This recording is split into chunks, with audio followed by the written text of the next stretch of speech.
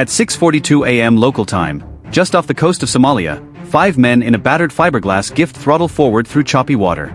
There's no flag on the boat. There's no name, no AIS signal. Just a small outboard motor, 2 fuel cans, and a crude aluminum ladder laid across the bow. The men on board aren't fishermen. They're armed, moving fast, and aiming for a silhouette on the horizon. To them, it looks like a cargo ship. Slow, gray, probably unescorted. The kind of vessel that usually folds under pressure. What they don't know, however, is that they're speeding toward a US Navy destroyer. From their position, the angles hide the ship's gun mounts. The radar dome, just a weird-looking container. The aft helicopter hangar looks like stacked cargo to me, but behind that steel is 9,000 tons of American firepower and a crew that's done this dance before. And right now, every camera on that ship is watching. No warning shot, no flares, just optics, sensors and silence. On board the destroyer, the captain watches the feed. Först moving, lovprofila kraft. No flags, no cons, no hesitation. Someone whispers on the bridge, "Please let them turn around." They don't.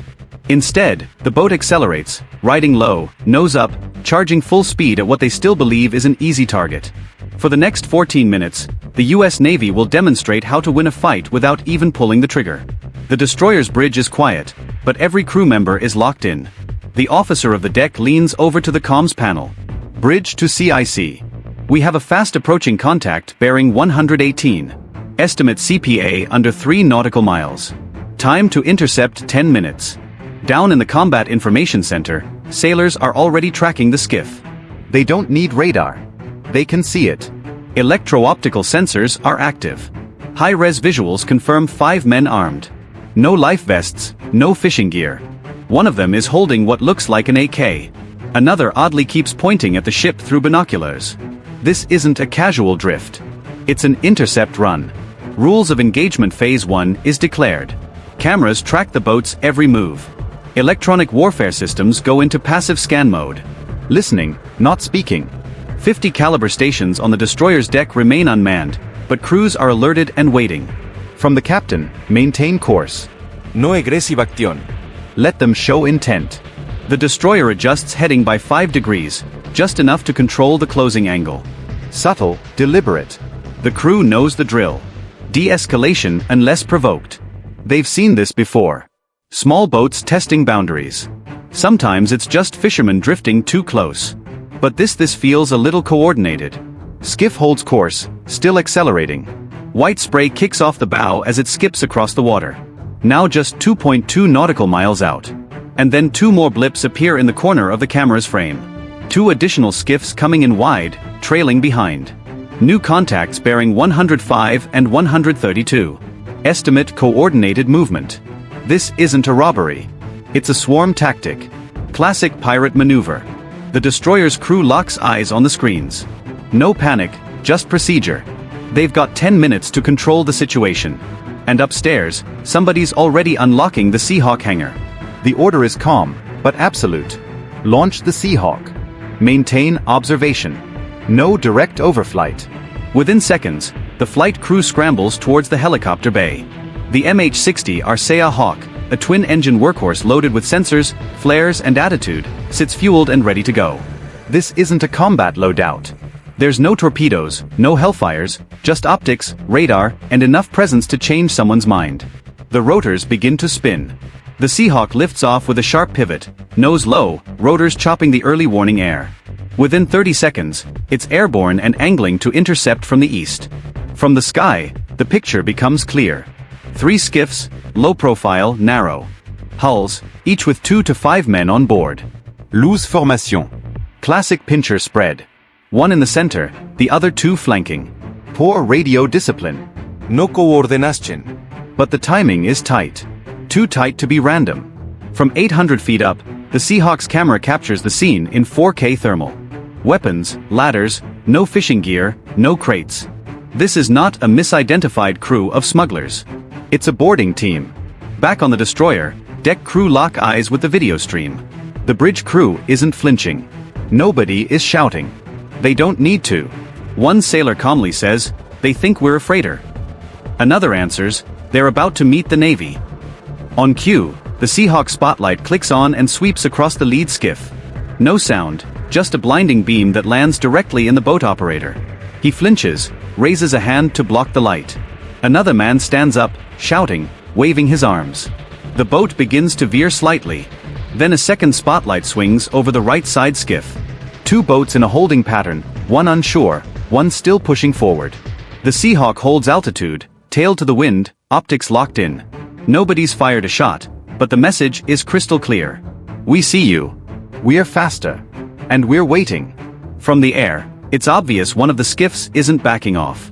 The lead boat, now just under 1.5 nautical miles from the destroyer, suddenly breaks formation. It surges forward, carving hard toward the bow of the Navy ship. A wake fans out behind it, loud enough for the Seahawk crew to hear it through their helmets. Inside the Combat Information Center, the tone shifts a little. CPA now under 1.2 nautical miles. Time to intercept.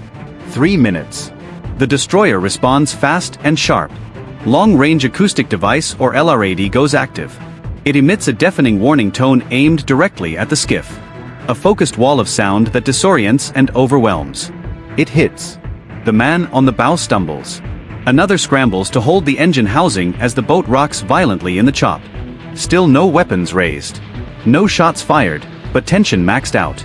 On the flight deck, the Seahawk sensor operator flips a toggle.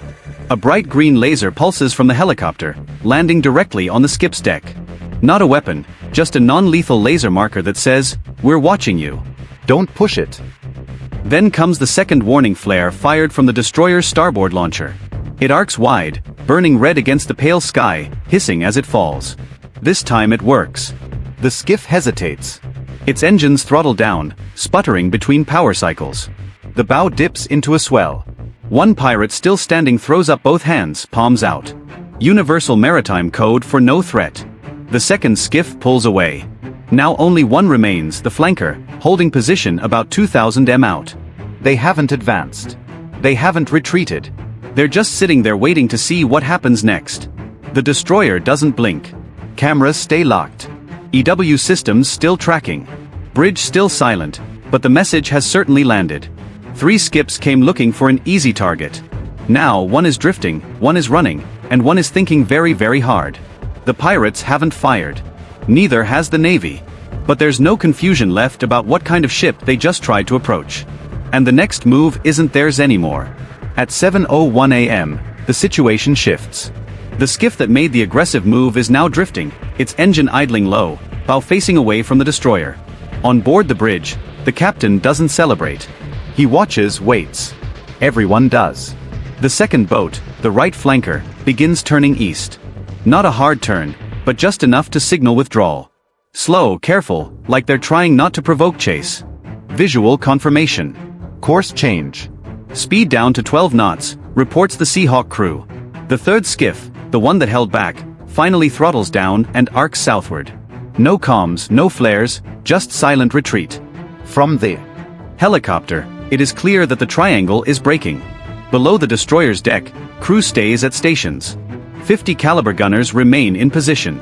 CIC continues logging every second of sensor footage, thermal, optic, and acoustic. This isn't about revenge. It's about record. Everything the Navy does is timed, stamped, documented. If this turns into an investigation, or worse, a legal case, the Navy doesn't argue. It plays back the tape. By 7:04 a.m., the nearest skiff is 2 nautical miles and fading. No return path, no circling back. The Seahawk maintains altitude, holding a steady loop above the area, its optics still locked in. The destroyer doesn't move aggressively. It doesn't pursue because it doesn't have to. Presence was the weapon. Posture was the message. And restraint was the win. The engagement ends without the trigger pulling, not because the pirates surrendered, but because they realized a little too late who they were dealing with. The Gulf of Aden is one of the busiest and most dangerous shipping lanes in the world. It's a narrow funnel between the Arabian Sea and the Red Sea with over 20,000 ships passing through every year. You got oil tankers, freighters, container ships, all easy targets, and pirates know it. But piracy today isn't like the Hollywood version with eye patches, parrots, and muskets. It's fast boats, satellite phones, AKs, and GPS. And it's big business. At one point, Somali piracy was a multi-million-dollar industry. Some attacks ended in hijackings, others in ransom deals worth millions. So, how does the US Navy handle all that? They don't chase pirates, they deter them.